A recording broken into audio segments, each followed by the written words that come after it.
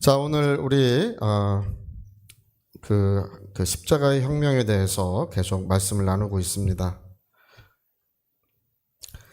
지난주에 이제 그 예수님이 영광을 받으신 이야기를 우리가 말씀을 나누었죠. 예수님이 하나님의 아들이시라고 해서 그냥 무조건 만왕의 왕이 되시고 무조건 만주의 주님이 되신 것은 아니라고 했습니다. 그럴 수도 물론 있겠지만 그분이 하나님의 아들이신 어떤 것이 자신의 신분과 어떤 그런 것에 기대어서 만왕의 왕이 되신 것이 아니고 그분은 하나님의 공의에 의해서 만왕의 왕이 되신 거예요. 그래서 율법에 의하여 왕이 되셨다. 지난번에 제가 그 이야기를 잘 가르쳐 줬습니다. 여러분, 율법이 무엇입니까? 율법은 하나님의 공의의 법이에요. 우리나라도 헌법이 있고 미국도 헌법이 있고 여러 나라의 법이 있잖아요. 하나님 나라의 법이 곧 율법입니다. 하나님의 법인데 율법이라고 하는 것은 율법의 가장 큰 책무는 뭐냐면 의로운 사람을 찾는 거예요. 의인을 찾는 거예요. 왜 의인을 찾냐 하면 그에게 하나님의 모든 영광을 그에게 주기 위하여 의인을 찾는 거예요. 그러니까 여러분 옛날에 주택복권 사보셨나요? 요즘엔 주택복권 없어졌지만 옛날에 주택복권 그 당첨금이 1,000만 원이었어요. 예. 근데 옛날에는 주택복권 당첨되면 그 비용으로 집을 하나 살 수 있었죠. 예. 그래서 주택복권 당첨이 누가 되었는지 그걸 찾는 거잖아요. 그렇죠? 예. 신데렐라 이야기 그거랑 똑같죠? 신데렐라는 이제 계모가 있고 언니가 2명이 있잖아요. 그래서 고난을 많이 받고 이제 그 핍박을 많이 받고 살다가 이제 어느 날 이제 그 왕궁에서 열리는 파티에 참석한 거죠. 예, 그리고 이제 자정이 되면 돌아가야 되는데 너무 이렇게 심취해 있다가 시간을 놓쳐가지고 황급히 도망가다가 뭐를 남겼나요? 어떻게 그렇게 잘하세요? 유리구두 한 짝을 거기에 떨어뜨려 놓고 너무 황급히 가다 보니까 그러니까 이제 그 왕자가 뭐를 찾아가냐 하면 유리구두의 주인을 찾는 거죠. 유리구두의 주인을 찾는 이유는 모든 영광을 주기 위해서 찾는 거예요. 그러니까 신데렐라의 구두를 들고 이 사람 발에 맞춰보고 저 사람 발에 맞춰봤는데도 아무도 안 맞아요. 또 이제 신데렐라 집에 왔는데 그 언니들을 전부 다 구두에 맞춰봤지만 안 맞아요. 근데 누구의 발에는 꼭 맞겠습니까? 신데렐라의 발에는 구두가 딱 맞는 거예요. 아, 찾았다.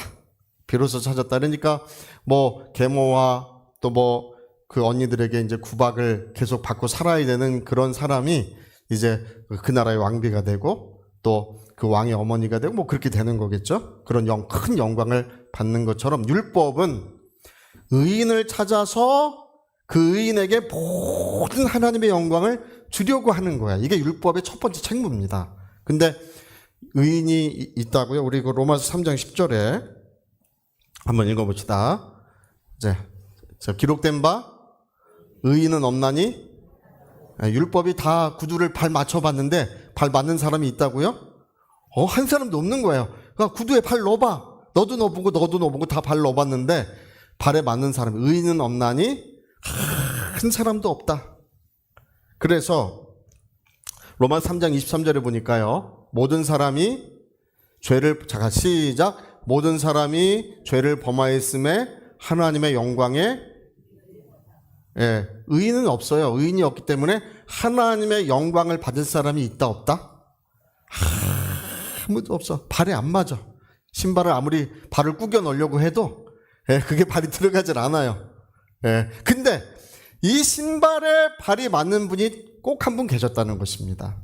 자, 우리 그래서 또 그거 한번 읽어봅시다. 사도행전 22장 14절에 자, 그냥 그 의인을 보게 하시고 예수님을 말하는 거예요. 예수님 뭐라고 불러요? 그 의인이라고 불러요. 그러니까 율법에 따라 의롭다 하심을 받은 분, 저와 여러분은 아니에요. 그래서 예수님에게 하나님의 모든 영광을 그에게 주시는 이야기, 이것이 성경의 기록인 것입니다. 할렐루야. 그래서 지난번에 우리가 이제 배운 말씀 복습하고 있는 것입니다. 우리 계시록 5장 12절 큰 소리로 같이 한번 읽읍 시작. 큰 음성으로 이르되 죽임을 당하신 어린 양은 능력과 부와 지혜와 힘과 존귀와 영광과 찬송을 받으시기에 어떠하다고요? 합당. 그러니까 하늘에 있는 모든 천사들이 그들이 찬송을 부르는데 뭐라고 찬송을 부르냐면 십자가를 통해서 율법을 완성하신 분, 십자가를 통해서 그 모든 율법의 마침이 되시는 분, 그 예수님은, 그 의로우신 예수님은 모든 영광과 찬송과 권세를 받으시기에 합당한 분이시다, 그 얘기예요. 그래서 죽임을 당하신 어린 양은 합당하시다. 자, 죽임을 당하신 어린 양은 합당하시다. 우리 시작. 죽임을 당하신 어린 양은 할렐루야. 왜 합당하다고요? 자, 신발에 발이 맞아서. 할렐루야. 신발에 발이 맞아서 율법이 찾는 유일한 의인, 그 한 분밖에 없는 거예요. 그래서 그분이 부활하실 때에 만왕의 왕, 만주의 주로 부활하신 줄로 믿습니다. 그러니까 이제 예수님이 부활하셨을 때 이 세계는 완전히 뒤바뀐 거예요. 근본적으로 이 세상은 뒤바뀌었습니다. 이 통치자가 바뀐 거예요.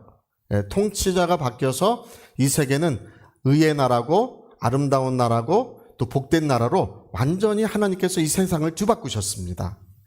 근데 여러분, 예수님, 오늘 이제 우리가 이제 알아야 되는 말씀이 이제 오늘 우리 읽은 그 말씀인데요. 우리 그 요한복음에 있는 말씀인데요. 예수님이 여러분 이 땅에서 부활하실 때 하늘과 땅의 모든 권세를 가지고 부활하셨어요. 부활하셨는데 그것으로서 그분이 만왕의 왕의 일을 시작하는 건 아니라, 성경이 그 얘기를 하는 거예요. 그것으로서 시작하는 건 아니라는 것입니다. 그러니까 여러분, 그 대통령이 당선이 되죠, 그렇죠? 옛날에 우리나라는 12월 뭐 20 며칠 뭐 이럴 때 주로 대통령 선거를 했었어요. 당선이 되면 곧바로 통치를 시작하나요? 그렇지 않아요. 2개월 정도 지난 다음에 주로 2월 달에 취임식을 해요. 2개월 동안은 이제 그 인수를, 그 정권을 인수하는 일을 하다가 2월 달이 되면 취임식을 해요.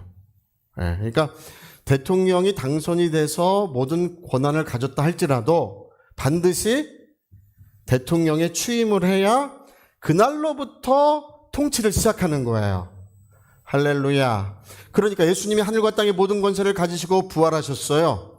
그것으로서 통치를 시작했다고 성경이 말하지 않고 언제 통치를 시작하셨냐 하면 저 하늘에 오르셔서 그 영광의 보좌에 앉으셔야 됐다는 것입니다.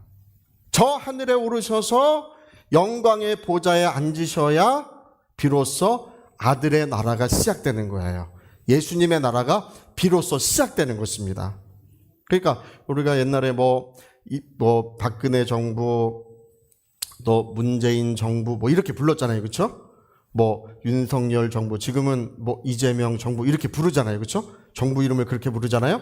네. 저 하늘은 누구 정부라고요? 예수님 정부. 할렐루야.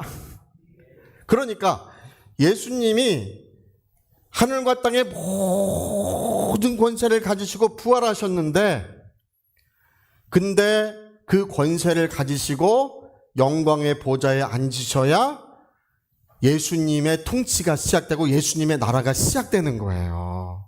그래서 여러분, 예수님이 이 땅에 오래 계실 수가 없었어요. 빨리 가셔야 됐어요. 지금까지 계시면 좋겠다는 분들이 많아요. 예수님 계셨으면 성지순례 갈 텐데, 그리고 어떻게든 가서 머리 디밀고 안수 한번 받을 텐데, 할렐루야. 근데 가셨네. 이 세상에서 예수님 볼 수가 없어요. 근데 성경에 왜 가셨는지가 성경에 써 있어요. 그것은 저 하늘에서 예수님의 나라가 시작되어야 했다는 것입니다. 자, 우리 요한계시록 5장 12절 맞아. 요한계시록 12장 10절. 저게 예수님이 하늘에 오르셨을 때 이야기예요. 예수님이 하늘에 오르셨을 때, 자, 내가 또 들으니, 시작. 내가 또 들으니 하늘에 큰 음성이 있어 이르되 이제 우리 하나님의 구원과 능력과 나라와 또 그의 그리스도의 권세가 그러니까 예수님이 하늘에 오르셨을 때 이제 하나님의 구원이 이루어졌어요. 예수님이 하늘에 오르셨을 때 비로소 아들의 나라가 시작되었다라고 말하고 있는 거예요. 언제 시작되었다고요? 하늘에 오르셨을 때. 할렐루야. 그러니까 예수님이 지금까지 이 세상에 계시면 돼요? 안 돼요? 안 되는 거예요. 왜 안 되냐 하면 하늘에 오르셔서 이 모든 세계를 통치를 시작하셔야 됐기 때문에. 또 자, 히브리서 1장 6절. 저렇게 하지 말고 또 그가 마다들을 이끌어 세상에 다시 들어오게 하실 때에 어떻게 한다고요? 예수님이 하늘 보좌에 오르실 때 하나님의 모든 천사들은 거기 천사들이 어마무시하게 많습니다. 지금 우리 이 세계 인구가 85억 명이잖아요. 저와 여러분도 85억 명 중에 한 명이에요. 근데 하늘에 있는 천사들은 수를 셀 수 없는 천사들이 하늘에 있고 해와 같은 영광을 가진 천사들도 많이 있습니다. 근데 그 모든 천사들이 어떻게 했다고요? 예수님에게 우리의 왕이 오셨다. 할렐루야. 영원한 왕이 오셨다고 그가 영광의 보좌에 앉으셨고 모든 천사들은 그분에게 경배했다는 것입니다. 그래서 우리가 아까 요한계시록 12장 10절로 읽어봤는데 예수님이 보좌에 오르셨을 때 바로 그날 감람산에서 승천하신 바로 그날에 그의 나라가 하늘에서 이루어졌고 모든 천사들은 그분에게 경배하게 되었다. 할렐루야. 네, 한 구절만 더 읽어봅시다. 에베소 1장 20절 22절. 자, 또 읽어보세요. 하늘에서 자기의 오른편에 앉으사 만물을 복종하게 하셨다. 예수님이 보좌에 앉으실 때 어떻게 됐다고요? 만물을 하늘에서 자기의 오른편에 앉히사. 이 말은 승천하셨다 그 얘기예요. 승천하신 그날에 모든 만물이 이제 예수님에게 복종하게 되었다 이렇게 말씀하고 있어요. 우리는 그날에 하늘에서 어떤 일이 일어나는지 사람들은 몰라요. 하늘을 보니까 올라가셨어. 계속 쳐다보고 있으니 점이 돼가지고 이제 보이질 않아요. 예수님 가셨으니 어떡할까 사람들은 이렇게 생각하고 있는데 하늘에서 어떤 일이 있었냐 하면 그는 영광의 보좌에 앉으셔서 하나님의 아들의 나라가 시작되었고 할렐루야. 예수님 정부 이런 말은 좀 쓰지 않죠? 예수님의 나라가 시작되었고 모든 천사들은 그에게 경배하고 복종했으며 만물은 그 발 아래 복종게 되었다고 성경이 그렇게 기록하고 있는 것입니다. 할렐루야. 그러니까 여러분 예수님이 구름 타고 하늘 보좌에 오르신 그날에 하늘에서 어떤 일이 일어나는지 우리가 알 수 있죠. 그렇죠? 어떤 일이 일어나는지 우리 뚜렷이 알 수 있죠? 그래도 목사님 아무리 말해도 저는 모르겠는데요. 또 이런 분이 있어요. 그 누구한테 물어보시라고요? 장로님들한테 물어보세요. 우리 김설아 집사님한테 물어보셔도 돼요. 우리 새가족 학교 선생님이시니까 물어보셔도 되고 또 누구한테 물어보시라고요? 주로는 할렐루야. 장로님은 분명히 뭔가 알 것이다. 자, 오늘 우리는 예수님이 40일 부활하시고 40일 만에 왜 하늘 보좌에 앉으셨는지를 우리 그거 알게 됐습니다. 그것은 하늘 보좌에 앉으셔서 이제 그의 나라가 그의 영광의 나라, 아름다운 나라가 시작되고 그리고 모든 천사들을 복종케 하고 만물을 그 발 아래 복종케 하셨다는 것입니다. 할렐루야. 자, 이제 여기까지는 잘 됐죠, 그렇죠? 근데 그 다음이 문제야. 성경은 그 다음을 얘기하고 있어요. 그 다음이 뭐냐 하면 하늘에서 이루어진 예수님의 권세, 하늘에서 이루어진 예수님의 왕권을 가지고 누가 오시냐 하면 성령이 그 왕권을 가지고 우리 심령과 영혼에 오신다는 것입니다. 요한복음이 그걸 얘기하고 있는 거예요. 그러니까 여러분 우리가 대사를 보내요. 각 나라의 대사를 보내잖아요. 근데 내가 그냥 당선됐다고 해서 대사를 보낼 수 있나요? 대사라고 하는 것은 그 대통령의 그 모든 권한을 위임해서 보내는 거예요. 위임해서 보내는 것인데 당선됐다고 보내는 것이 아니라 취임해야 대사를 보낼 수 있겠죠. 그렇죠?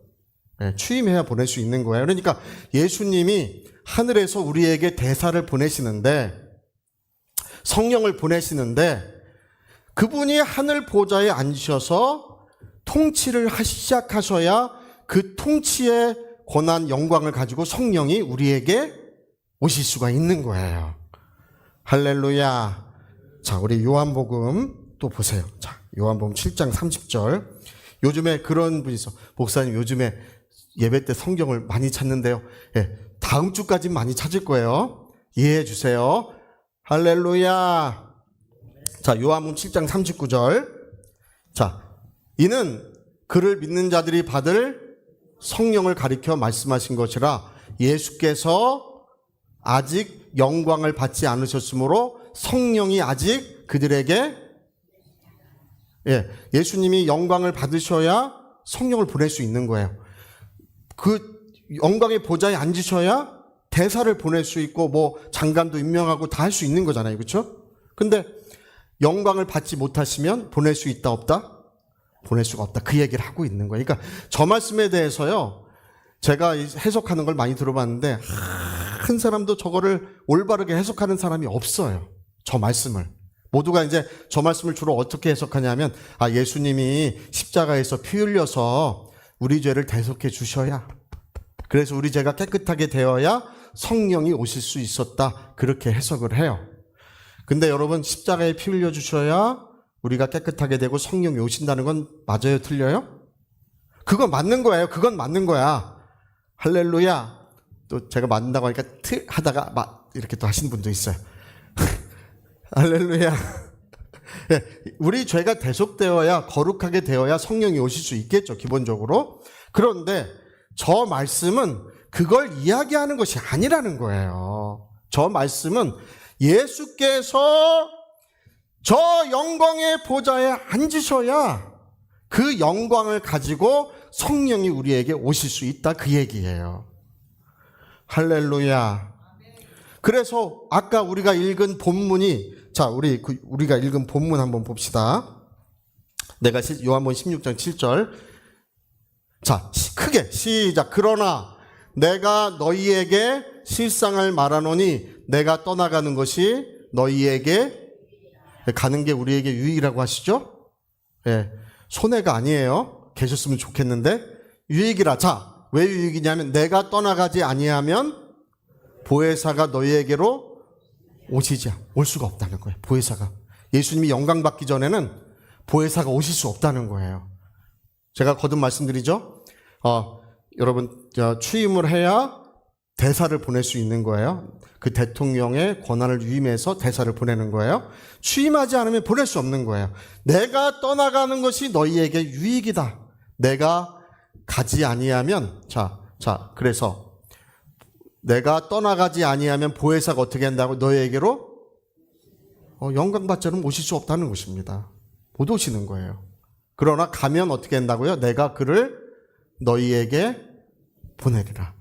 내가 그를 너희에게 보내는데 뭘 가지고 보내냐 하면, 나의 하늘에서 이루어진 예수님의 왕권, 하늘에서 이루어진 예수님의 영광을 가지고 성령은 우리 가운데 오신다는 것입니다.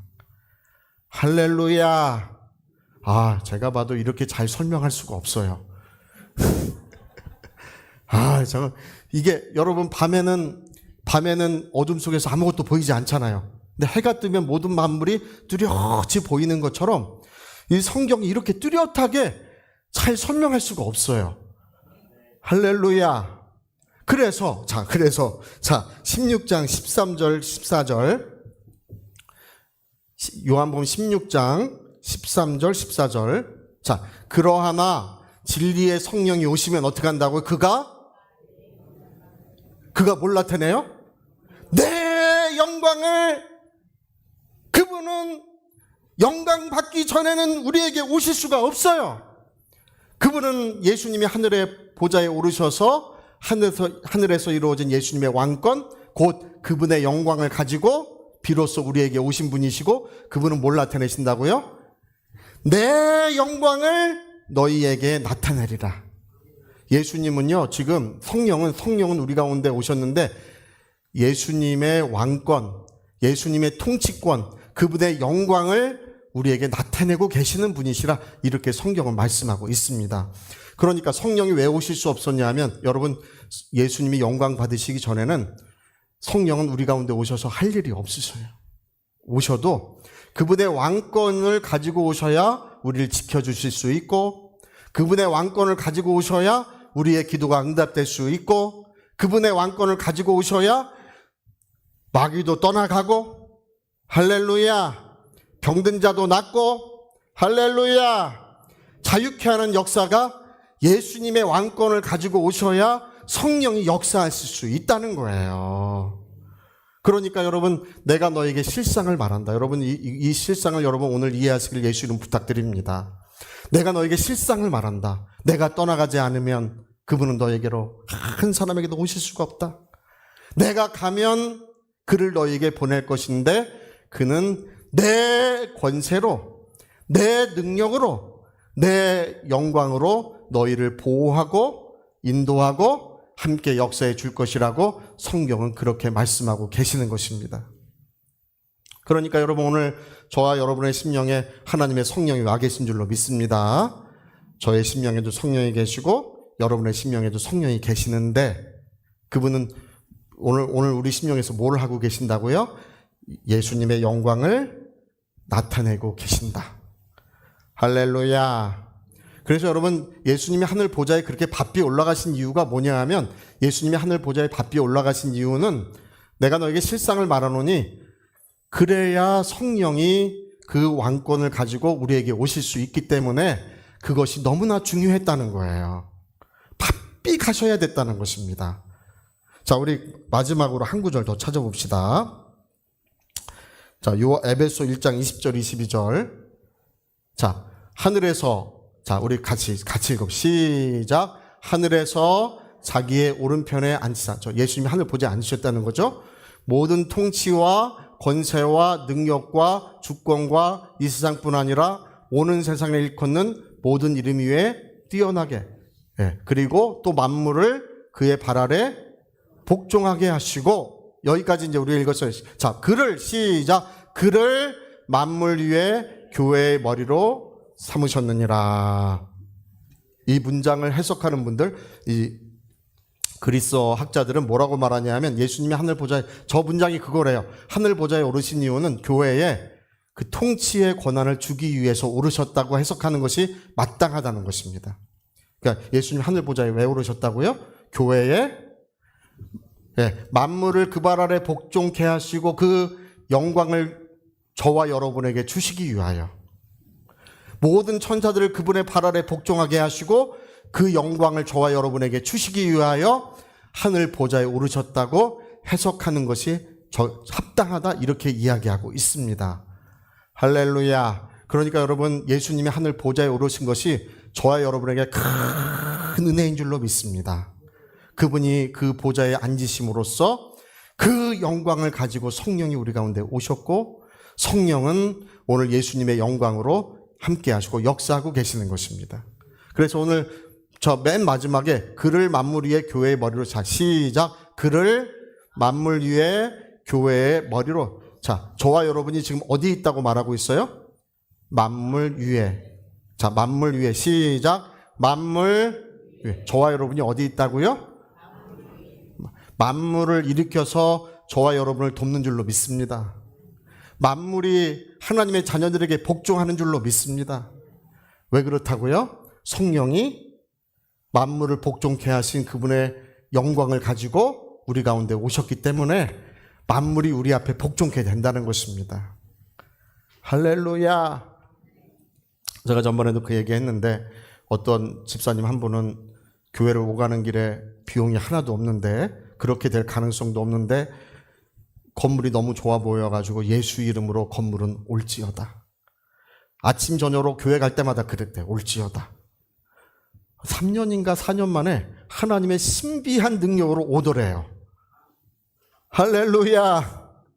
여러분 우리가 하나님의 자녀이면 예수 이름으로 선포할 줄 알아야 합니다. 산하 바다에 던지우라 말하고 그 말하는 것을 의심치 아니하면 그 말대로 되리라 이렇게 돼 있어요. 산하 바다에 던지라고 뭐 해야 된다고요? 말하고. 왜 그 말을 하냐 하면 나에게 뭐가 있냐면 성령이 예수님의 영광을 가지고 오셨기 때문에, 하늘에서 이루어진 예수님의 영광을 가지고 오셨기 때문에 산하 바다에 던져라 말하고 그 말을 의심치 아니하면 그 말대로 되리라.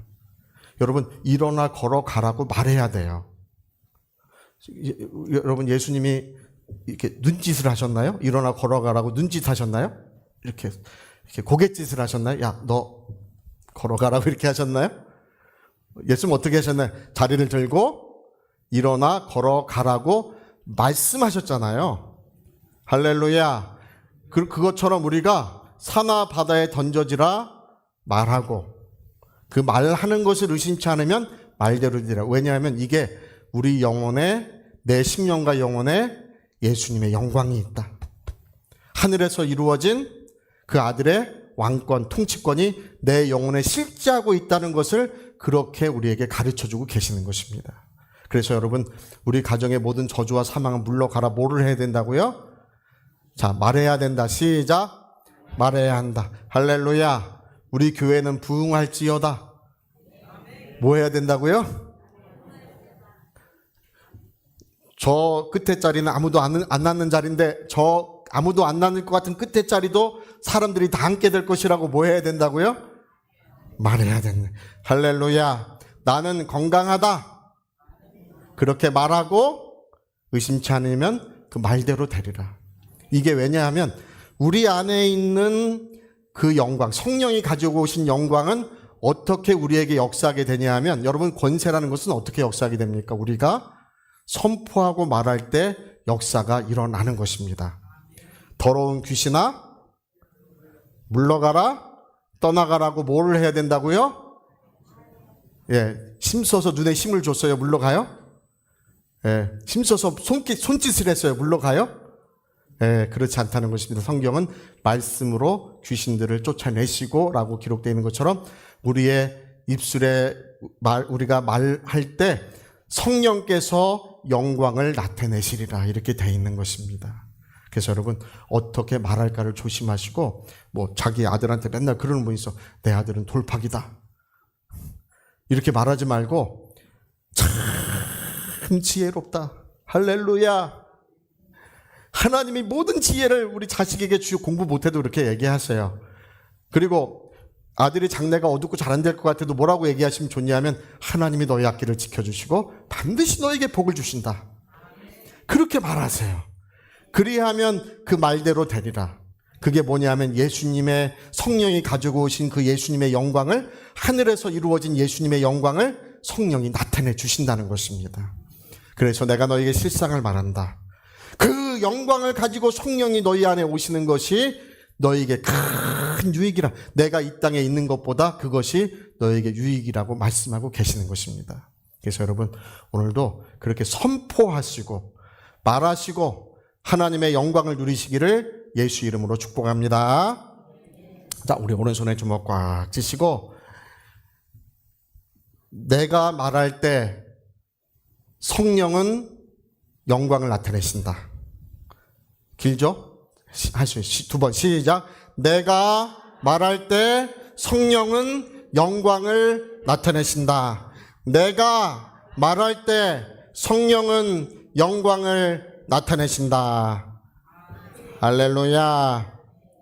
하늘에서 이루어진 아들의 영광, 예수님의 영광이 오늘도 우리에게 동일하게 나타나는 줄로 믿습니다. 저리 같이 한번 기도하시겠습니다. 제가 오늘 요한복음의 그 중요한 말씀들을 여러분에게 잘 소개하고 알려드렸습니다. 예수님이 영광을 받으셔야 그 영광을 가지고 성령은 우리에게 오실 수 있었고, 우리가 선포하고 기도할 때 성령은 그 영광으로 우리에게 역사해 주고 계십니다. 하나님, 우리가 영적인 이 실상을 알게 하소서. 내가 너에게 실상을 말한다고 하셨는데 이 실상을 알고 우리가 선포하고 기도하게 도와주시옵소서. 우리 위하여 통성으로 기도하시겠습니다.